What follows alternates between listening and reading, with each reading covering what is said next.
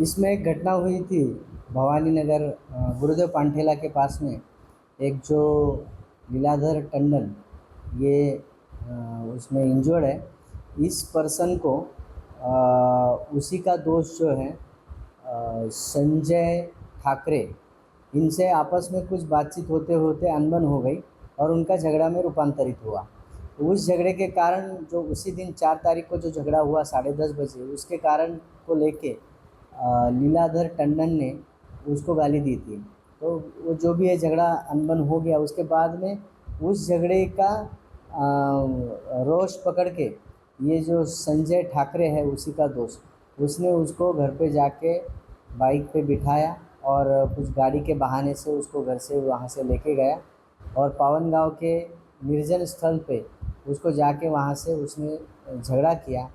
फिर वहाँ पे वो मीठा बोल के उससे फिर उसको वहाँ से शंभू नगर कलमना हद्दी में एक एरिया है, उस एक बिल्डिंग है उसके वहाँ पे एक जो पहचान वाली औरत है उसके बिल्डिंग में लेके जाके उसको टेरेस पे झगड़ा किया। फिर उसको पाउची से, जो घर में पाउची रहती है उससे उसको गर्दन पे मार के उसको वहाँ से ऊपर से टेरेस से नीचे धक्का मार के ढकेल दिया।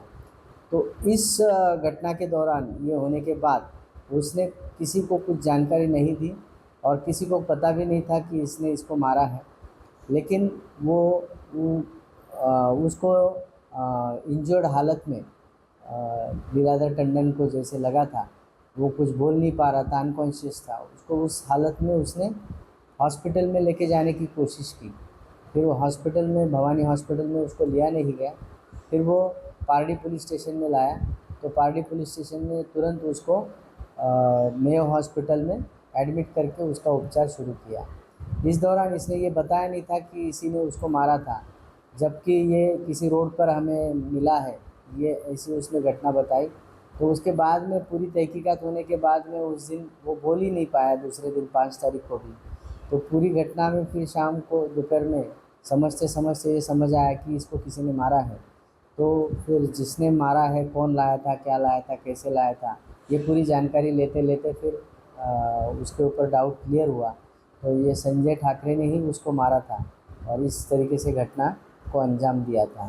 तो फिर उसको हमने हिरासत में लेके पुलिस की जो भी अटेम्प्ट टू मर्डर की कार्रवाई शुरू की। हालांकि वो 2 दिन इलाज में रहा लीलाधर टंडन, उसके बावजूद उसकी रात में डेथ हो गई है और उसमें अभी मर्डर का सेक्शन एप्लीकेबल होके उसके आगे की कार्रवाई शुरू है। आरोपी हिरासत में है, उसको कोर्ट में रिमांड के लिए प्रोड्यूस किया गया।